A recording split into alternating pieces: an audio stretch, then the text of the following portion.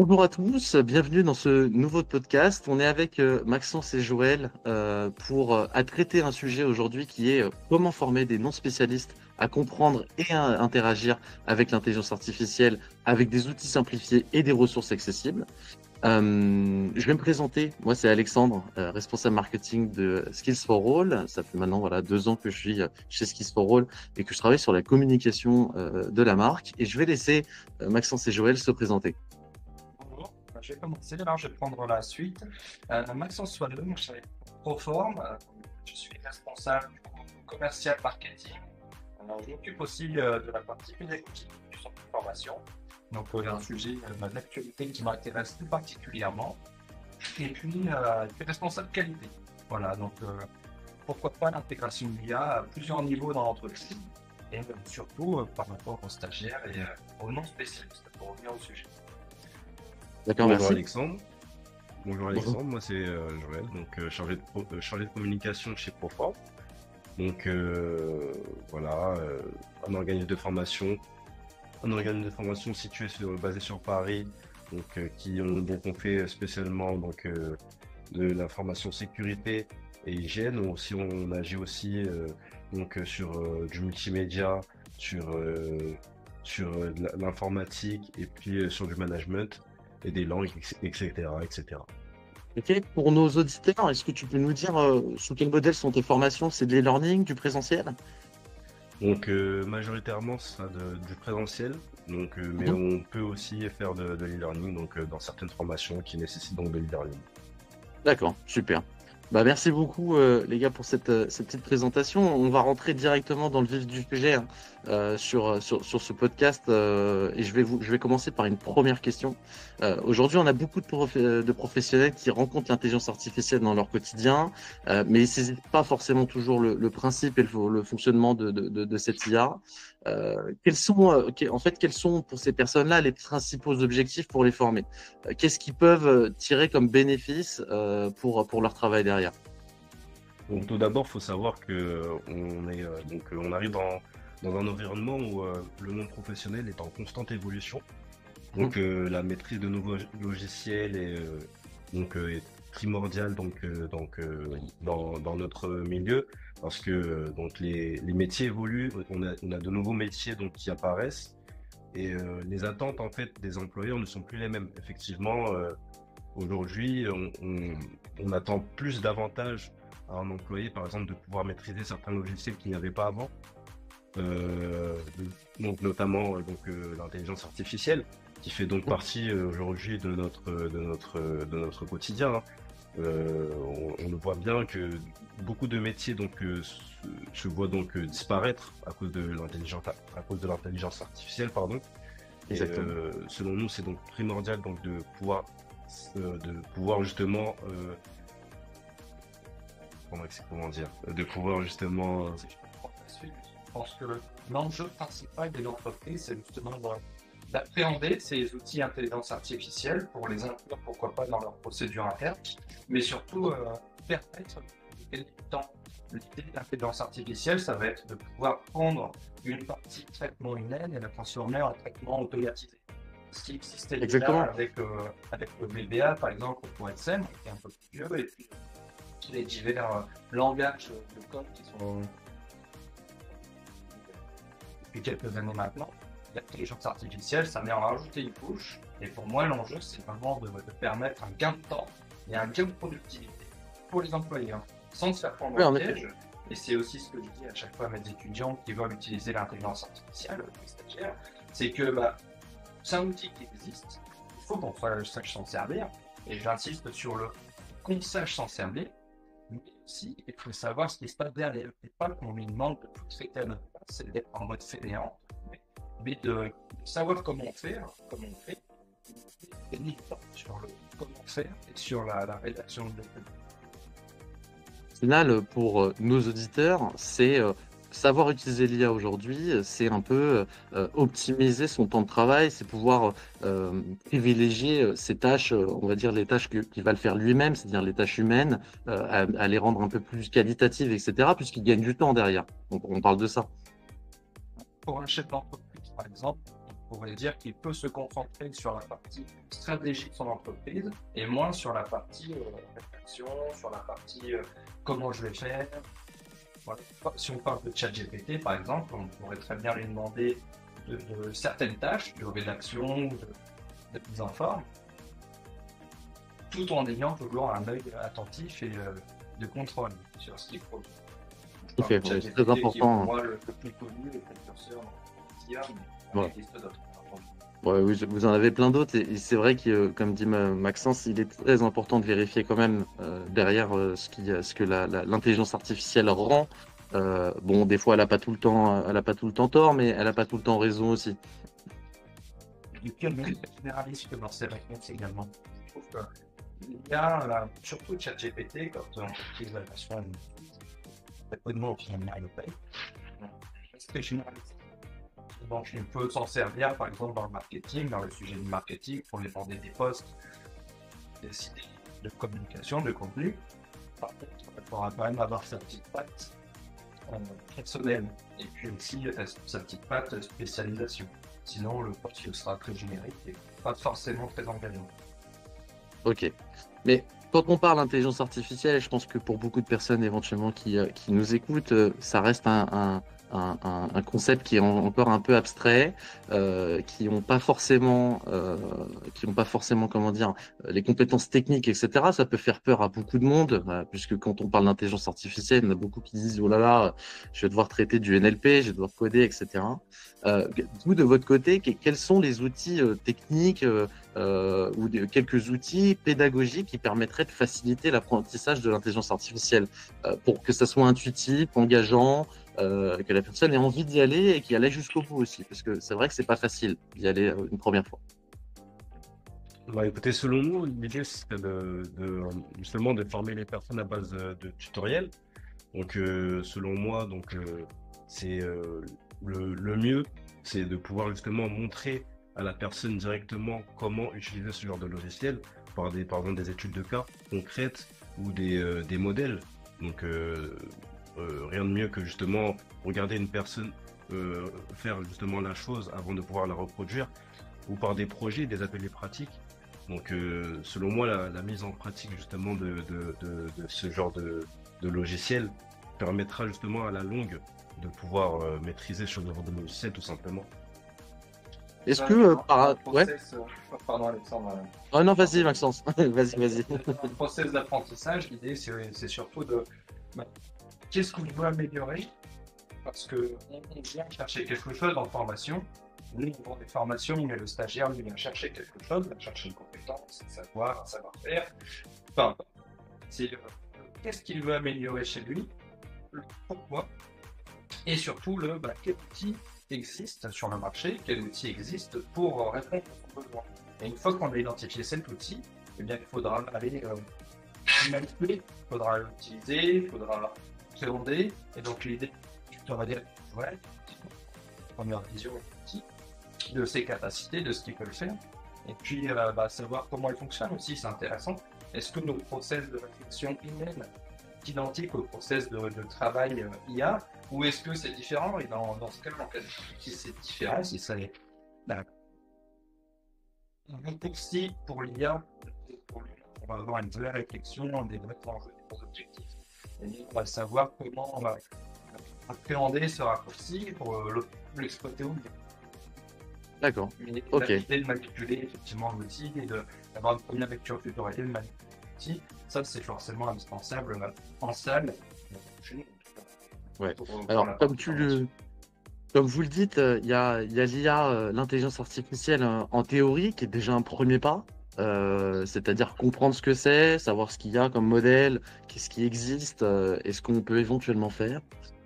Mais on va dire que la pratique, c'est-à-dire que à partir du moment où je me mets devant pour en avoir un peu le potentiel, c'est-à-dire j'ai jamais utilisé ChatGPT et qu'est-ce que je peux faire avec, il y a beaucoup de gens qui ne savent pas au final qu'est-ce qu'ils peuvent exactement faire avec ChatGPT, puisque on fait du prompting, c'est-à-dire qu'on écrit dans un chat, puis après il nous donne une réponse. Mais ce que les gens ne savent pas, c'est qu'on peut on peut lui donner un fichier, on peut lui demander de remplir un fichier ou de générer des fichiers ou de générer des images, par exemple. Qu'est-ce que vous auriez à conseiller comme pratique, on va dire, qui est accessible pour quelqu'un qui se lance, des exemples d'applications simplifiées que vous pouvez partager éventuellement. L'idée serait de faire des mises en situation, donc par exemple de, de mise en situation donc professionnelle. Imaginons donc nous avons une mission quelconque et de se dire donc voilà donc tu as telle mission et puis avec cette mission essayer d'utiliser donc l'intelligence artificielle afin qu'elle puisse justement faciliter ton travail. Et selon moi donc faire ce genre de mise en situation donc permettra à la personne justement d'assimiler plus facilement l'application, de me dire que voilà, par rapport à telle mission, je peux utiliser donc l'intelligence artificielle de cette manière-là. Avec d'autres missions, ce sera d'une autre manière, pardon. Bon. En effet, comme tu le dis, sur de la création de contenu, par exemple, certaines personnes ont plus tendance dans le SEO, ont plus tendance à privilégier Anthropic, qui est le moteur de Claude AI, par rapport à ChatGPT. Et comme tu dis, chaque usage a son IA et chaque IA a sa spécialité. Vas-y, Maxence, tu voulais dire quelque chose? Là, j'allais dire comment l'outil va appréhender justement l'utilisation de l'IA. Je pense que dans un premier temps, le but c'est de faire une sorte de diagnostic sur le travail, quelles sont mes tâches, qu'est-ce que je fais, sur quel outil IA existe dans mon domaine d'activité, quelles sont ses capacités, qu'est-ce que lui peut faire, et ensuite sur quoi il peut agir dans mon travail quotidien, dans mon travail sur l'année, et comment je peux l'utiliser avec l'idée de requête, avec la création de documents, avec le remplissage de documents, comment je peux l'utiliser pour moi gagner du temps, mais tout en gardant une maîtrise sur l'utilisation de cet outil. En effet, comme on l'a dit. Le sujet, ou on aborde le sujet dans nos formations.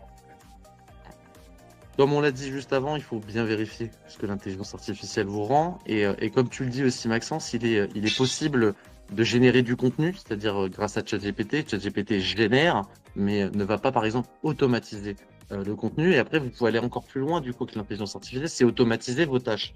Et ça, c'est quelque chose qu'on travaille dans vos formations? C'est quelque chose qu'on travaille, c'est justement une première de nos demandes d'œuvre déjà. C'est de pouvoir automatiser certaines tâches, d'améliorer l'automatisation de certaines tâches pour leur dégager du temps pour pouvoir faire autre chose. Est-ce que par hasard, Maxence ou Joël, vous auriez un petit exemple sur un métier? Un métier de formateur, par exemple. D'accord. Quelque chose qui nous parle, qui me parle en tout cas personnellement, et un outil que j'utilise, ce sera une fois que j'ai mon programme de formation et que j'ai construit mes modules, de pouvoir automatiser la partie de création de support. D'accord. Je Ok. pense à un outil IA que j'utilise beaucoup qui s'appelle Gamma, qui va me permettre de créer mes supports de formation un peu plus rapidement que si je faisais tout à la main. En effet, c'est très rapide, je l'ai testé moi-même, hein. C'est franchement, en quelques minutes, on a une présentation qui est très jolie, très bien faite. Après, bon, il faut repasser un petit peu dessus, parce que voilà, il faut aller changer deux, trois petites choses et rendre ça un petit peu plus humain aussi. Parce que, comme tu le disais tout à l'heure, Maxence, l'intelligence artificielle a tendance à être un petit peu voilà, robotique, un peu technique. Donc forcément, il faut rajouter toujours un petit peu cette dimension humaine. Il existe plein d'autres intelligences artificielles, hein, donc vous la connaissez toutes, ChatGPT qui permet de faire du contenu, on va dire, textuel, mais qui génère aussi des images sur la version payante. Il y a Canva aussi, qui vous propose une intelligence artificielle pour pouvoir faire des contenus visuels. Donc voilà, si vous bossez au marketing, vous êtes vraiment bien servi en termes d'IA. Et puis, on pourra aussi vous en conseiller directement dans la description du podcast. On vous mettra quelques exemples d'intelligence artificielle. Vous qui êtes dans la formation, du coup, Maxence et Joël, forcément, vous avez des défis, vous avez forcément aussi des obstacles que vous rencontrez, que des formateurs rencontrent. Quelles vont être, par rapport à l'intelligence artificielle, pour une personne qui est sans technique, quelles vont être les méthodes et astuces pour les aider à dépasser justement ces obstacles-là qu'ils rencontrent durant la formation? Donc, premièrement, pour les formateurs, ce serait justement de pouvoir faire des modules courts. Alors, éviter la surcharge d'informations pour justement les stagiaires. Parce qu'effectivement, une surcharge d'informations, en fait, fait en sorte que justement la personne assimile moins donc la formation. Donc effectivement, et puis aussi le manque d'interaction, éviter le manque d'interaction donc pratique. Donc plus de pratique et un peu moins de théorie, enfin de la théorie en quelque sorte, mais un peu plus de pratique va permettre justement à pouvoir assimiler plus rapidement, donc quelle que soit la formation d'ailleurs. Et puis aussi prendre conscience de l'impact de l'intelligence artificielle, pardon. Donc selon moi, donc, dès qu'on comprend justement l'impact qu'a l'intelligence artificielle, plus rapidement, automatiquement, on peut rapidement justement assimiler toutes les donc informations qu'on doit recevoir tout simplement. Et puis voilà, donc l'idée vraiment serait vraiment de arrêter enfin de limiter la surcharge d'informations et de justement améliorer davantage donc la mise en pratique. C'est en effet, hein, comme dit Joël, et puis il n'y a pas de secret hein, dans la formation, mais il faut pratiquer. Que ce soit une formation en intelligence artificielle ou en marketing, sur de la publicité en ligne ou quoi que ce soit, il faut pratiquer pour pouvoir mieux maîtriser le sujet. Et une fois que vous avez, bah, du coup, c'est un peu comme l'alternance en fait. C'est dès que vous travaillez, bah, forcément vous apprenez plus de choses sur le terrain. Bah, c'est la même chose.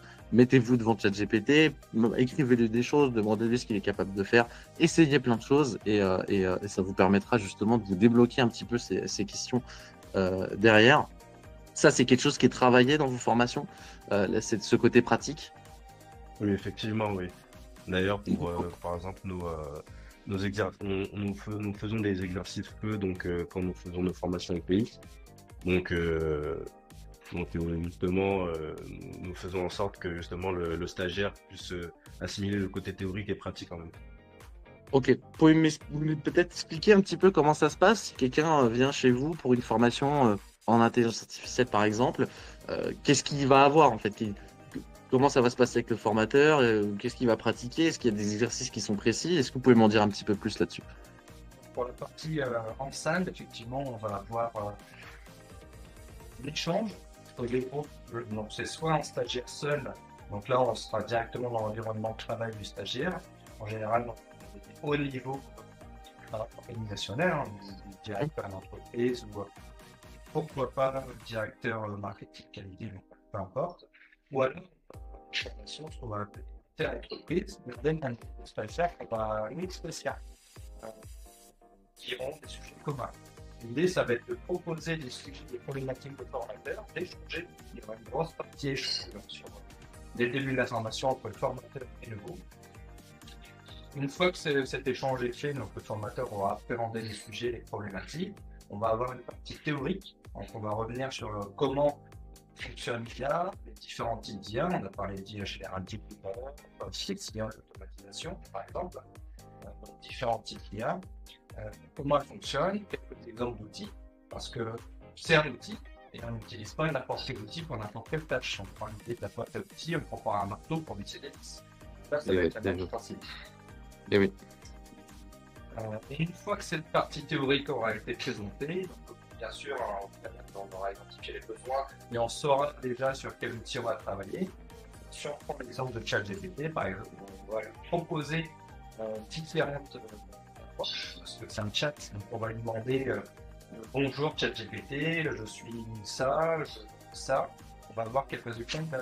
Donc là, on va faire manipuler ça bien. Ou alors, on va lui proposer un prompt.